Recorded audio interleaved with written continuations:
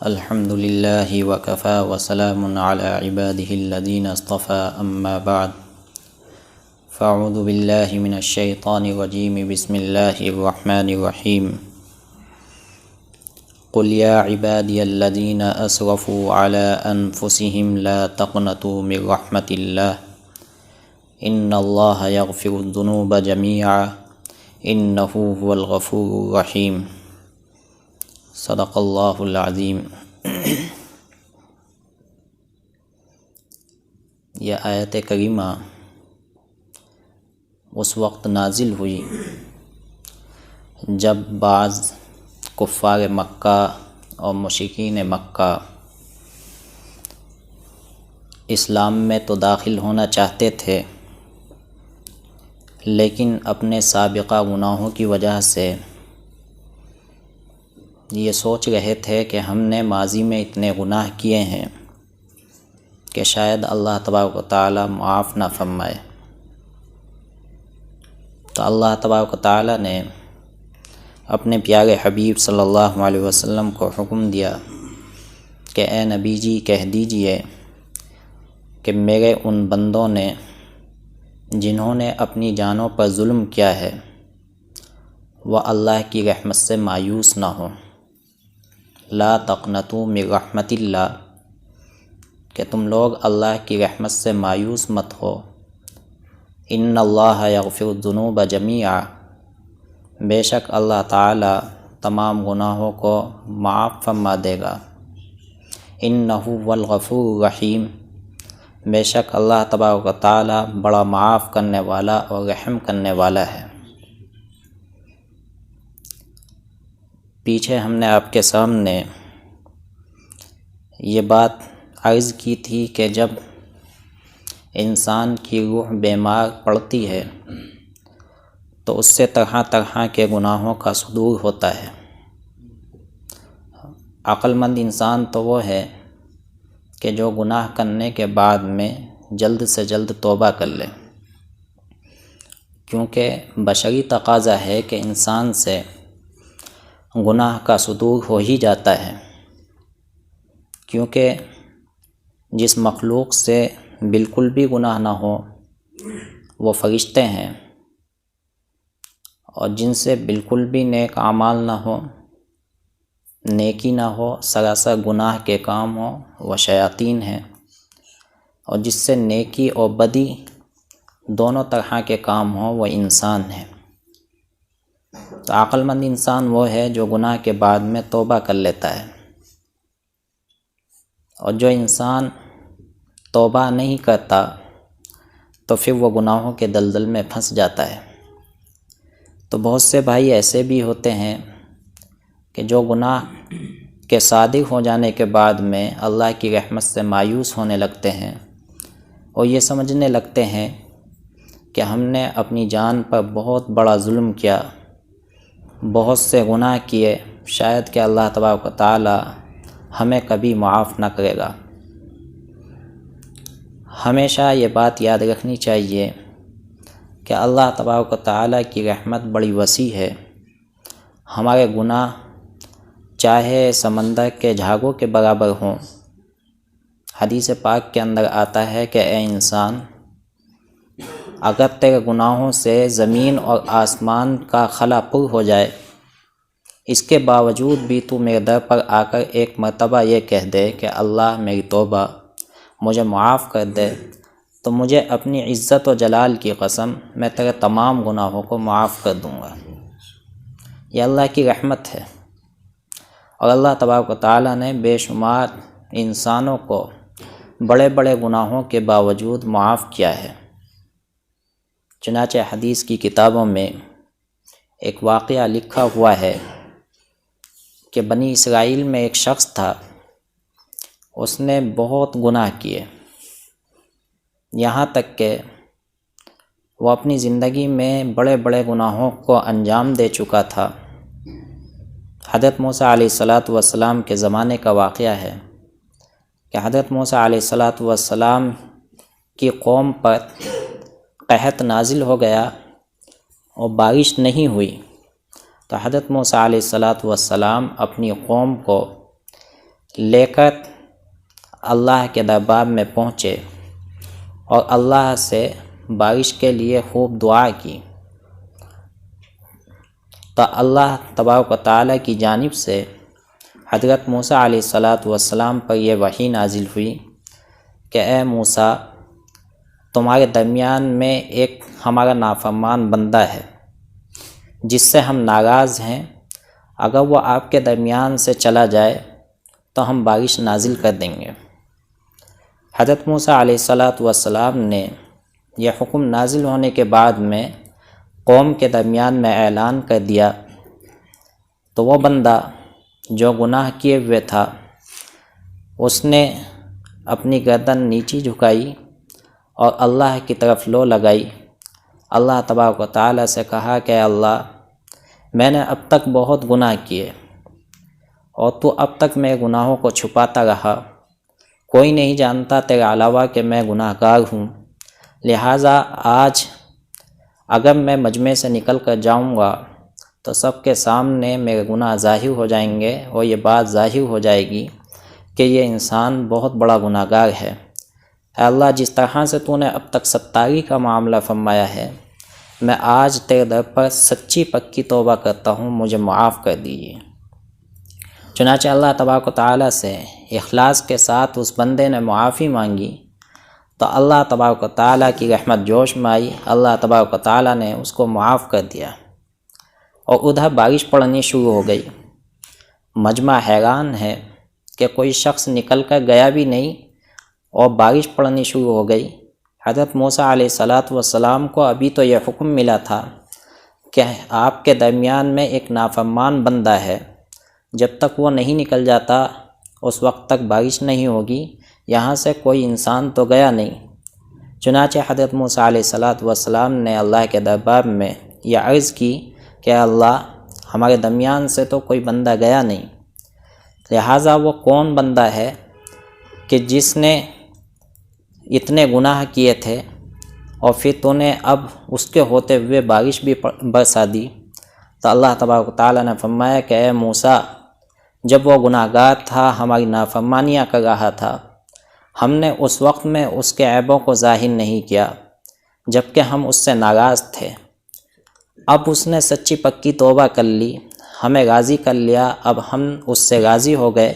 وہ ہمارا دوست بن چکا ہے، تو اب ہم کیسے آپ کے سامنے اس کو ظاہر کر دیں، اس کے عیب کو ظاہر کر دیں کہ ہاں یہ شخص گناہ گار تھا۔ تو اللہ کی رحمت اتنی وسیع ہے، اسی لیے اللہ تعالیٰ نے قرآن میں یہ بات ارشاد فرمائی کہ لا تقنطوا من رحمت اللہ، کہ اللہ کی رحمت سے مایوس مت ہو۔ انسان ہے، انسان سے گناہ صادر ہو ہی جاتے ہیں۔ حدیث پاک میں ہے کہ الانسان مرکب من الخطأ والنسیان، کہ انسان دو چیزوں سے مرکب ہے، یعنی اس کی عادت میں، اس کی فطرت میں اللہ تعالیٰ نے دو چیزیں رکھی ہیں، ایک گناہ کا صادر ہو جانا،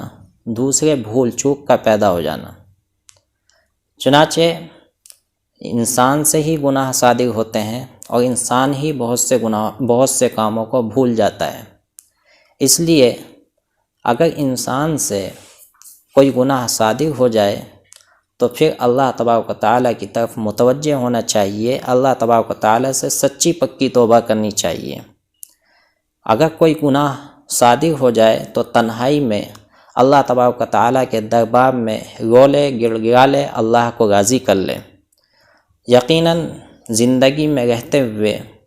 اگر انسان گناہ کے بعد میں اپنے گناہوں کی معافی مانگ لیتا ہے تو پھر اللہ کا قرب اس کو نصیب ہو جاتا ہے، اور اگر توبہ کی توفیق نہیں ملتی تو پھر وہ انسان اور زیادہ مشکلات میں پڑ جاتا ہے، اور اللہ کا جو قرب اس کو پہلے سے حاصل ہوتا ہے اس سے بھی محروم ہو جاتا ہے۔ اس لیے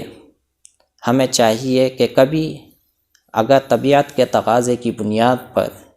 کوئی گناہ صادر ہو جائے تو ہم اللہ سے معافی مانگیں، اللہ کے دربار میں پہنچ کر اللہ کو راضی کریں۔ نہ جانے ہو سکتا ہے ہم گناہ گاروں کی ہی وجہ سے اللہ کی رحمتیں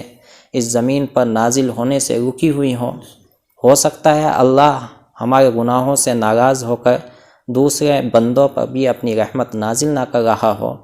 جب انسان یہ سمجھنے لگے کہ میں ہی سب سے بڑا گناہ گار ہوں، تو پھر اس کو توبہ کی توفیق مل جاتی ہے اور پھر وہ اللہ تبارک و تعالیٰ سے معافی بھی مانگ لیتا ہے۔ اور اگر انسان یہ سمجھنے لگے کہ میں گناہ گار نہیں بلکہ دوسرا شخص گناہ گار ہے، تو پھر ایسی شکل میں انسان کے دل میں کبر پیدا ہو جاتا ہے، جس کی وجہ سے پھر انسان گمراہی میں پڑ جاتا ہے۔ اس لیے ہمیں چاہیے کہ اللہ تبارک و تعالیٰ سے ہر وقت توبہ اور استغفار کرتے رہیں۔ توبہ بھی ایک مستقل عبادت ہے۔ اللہ کے نبی صلی اللہ علیہ وسلم دن میں بہت زیادہ کثرت کے ساتھ استغفار کیا کرتے تھے۔ اللہ کے نبی صلی اللہ علیہ وسلم جبکہ معصوم ہیں، گناہوں سے معصوم ہیں، لیکن اس کے باوجود اللہ کے نبی صلی اللہ علیہ وسلم دن میں 100 سے زائد مرتبہ استغفار کیا کرتے۔ کیوں؟ اس لیے کہ آپ صلی اللہ علیہ وسلم نے یہ امت کو تعلیم دی ہے کہ اے لوگو، تم اٹھتے بیٹھتے صبح شام اللہ تبارک و تعالیٰ سے اپنے گناہوں کی معافی مانگتے رہو، اللہ تبارک و تعالیٰ سے استغفار کرتے رہو۔ نہ جانے انجانے میں یا جان بوجھ کر یا بھولے سے کوئی گناہ صادر ہو جائے اور ہمیں پتہ نہ چل پائے، جس کی وجہ سے ہم پکڑ میں آ جائیں۔ اس لیے استغفار کثرت کے ساتھ کیا کرو۔ اس لیے میرے بھائیو، ہمیں ہر وقت اللہ تبارک و تعالیٰ سے توبہ اور استغفار کرتے رہنا چاہیے۔ اس طرح کے واقعات کتابوں میں بے شمار لکھے ہوئے ہیں کہ جب بندہ اللہ تبارک و تعالیٰ سے زندگی بھر گناہ کرنے کے باوجود توبہ کرتا ہے، استغفار کرتا ہے، تو اللہ تبارک و تعالیٰ اس کو معاف کر دیتا ہے۔ چنانچہ ایک واقعہ اور کتابوں میں لکھا ہوا ہے حضرت حسن بصری رحمۃ اللہ علیہ کے زمانے کا۔ حضرت حسن بصری رحمۃ اللہ علیہ اپنے وقت کے اللہ کے ولی، اور وہ مقام حضرت حسن بصری رحمۃ اللہ علیہ کو حاصل ہے کہ جو صحابہ کرام رضوان اللہ تعالیٰ علیہم اجمعین کے بعد تابعین میں سب سے اونچا مقام اگر کسی کو حاصل ہے تو وہ حضرت حسن بصری رحمۃ اللہ علیہ کو حاصل ہے۔ کیوں؟ اس لیے کہ حضرت حسن بصری رحمۃ اللہ علیہ کی والدہ حضرت ام سلمہ رضی اللہ تعالیٰ عنہا، جو ازواج مطہرات میں سے ہیں، ہم سب کی ماں ہیں، ان کی باندی تھیں، ان کی خدمت میں رہا کرتی تھیں۔ تو حضرت حسن بصری رحمۃ اللہ علیہ جب گود میں تھے، دودھ پینے کا زمانہ تھا، ان کی والدہ کام کاج میں لگی ہوئی ہوتی اور ان کو بھوک لگتی، یہ رونے لگتے، تو حضرت ام سلمہ رضی اللہ تعالیٰ عنہا کبھی کبھی اپنا دودھ ان کو پلا دیتی تھیں۔ تو اس وجہ سے حضرت حسن بصری رحمۃ اللہ علیہ کو صحابہ کے بعد میں سب سے اونچا مقام حاصل ہے۔ بہرحال ان کے زمانے میں ایک واقعہ پیش آیا کہ ایک نوجوان تھا، اس کی والدہ حضرت حسن بصری رحمۃ اللہ علیہ سے تعلق قائم کیے ہوئے تھی، اپنی اصلاح کا تعلق حضرت حسن بصری رحمۃ اللہ علیہ سے کیے ہوئے تھی، لیکن یہ نوجوان اپنی زندگی میں بڑے بڑے گناہ انجام دیتا۔ والدہ ہی ہوتی ہے، ماں ہی ہوتی ہے۔ ماں نے کئی دفعہ ارادہ کیا کہ حضرت حسن بصری رحمۃ اللہ علیہ کے ذریعے سے اپنے بیٹے کو نصیحت کراؤں۔ حضرت حسن بصری رحمۃ اللہ علیہ نے بھی 1-2 مرتبہ باقاعدہ اس نوجوان کو سمجھایا، لیکن حضرت حسن بصری رحمۃ اللہ علیہ کی اس نوجوان نے ایک دفعہ بھی نہیں سنی۔ ایک دفعہ واقعہ یہ ہوا کہ حضرت حسن بصری رحمۃ اللہ علیہ کے پاس بڑی عاجزانہ اور بڑے ہی احساس کے ساتھ میں یہ عورت جاتی ہے اور جا کر حضرت حسن بصری رحمۃ اللہ علیہ سے کہتی ہے کہ میرا بیٹا گناہوں کے دلدل میں پھنسا ہوا ہے، آپ اس کو سمجھائیں، ہو سکتا ہے وہ توبہ کر لے۔ تو حضرت حسن بصری رحمۃ اللہ علیہ نے اس عورت سے کہا کہ میں تیرے بیٹے کو کئی دفعہ سمجھا چکا، لیکن اس نے ایک دفعہ بھی اپنے گناہوں سے رجوع کرنے کا ارادہ نہیں کیا۔ اب مجھے ایسا لگتا ہے کہ تیرا بیٹا گناہوں سے کبھی باز نہیں آئے گا، اس لیے اب میں اگر اس کے پاس جاتا ہوں تو بار جا کر اب مجھے بھی جاتے ہوئے شرم آتی ہے۔ چنانچہ وہ ماں نا امید ہو گئی، گھر آئی، نوجوان کو برا بھلا کہا کہ تجھ سے وقت کا ایک ولی ناراض ہو گیا ہے، تو نے اتنے گناہ کیے ہیں کہ وقت کا امام حسن بصری رحمۃ اللہ علیہ تجھ سے ناراض ہیں۔ چنانچہ اللہ تبارک و تعالیٰ کو اس نوجوان کو ہدایت دینی تھی۔ اس نوجوان کا جب اخیر وقت آ جاتا ہے، دل میں احساس ہوتا ہے، اور یہ نوجوان اپنی والدہ سے بڑی عاجزی کے ساتھ کہتا ہے کہ ماں تو جانتی ہے میں نے اپنی زندگی میں بڑے بڑے گناہ کیے ہیں، آج میرا دل چاہتا ہے کہ میں اپنے گناہوں سے توبہ کر لوں، لیکن جس طرح سے میں نے گناہ کیے اور بہت سی مخلوقیں میرے گناہوں پر گواہ بنی ہوئی ہیں، آج میں یہ چاہتا ہوں کہ میں اپنی توبہ پر وقت کے بڑے امام حسن بصری کو اپنی توبہ پر گواہ بناؤں، اس لیے آپ جائیے اور حضرت حسن بصری رحمۃ اللہ علیہ کو بلا کر لائیے، میں ان کے ہاتھ پر توبہ کے کلمات پڑھتا ہوں۔ چنانچہ ماں خوش ہو جاتی ہے، دوڑے دوڑے جاتی ہے، حضرت حسن کو واقعہ سناتی ہے، لیکن حضرت حسن بصری رحمۃ اللہ علیہ کا اس وقت درس کا وقت شروع ہو جاتا ہے،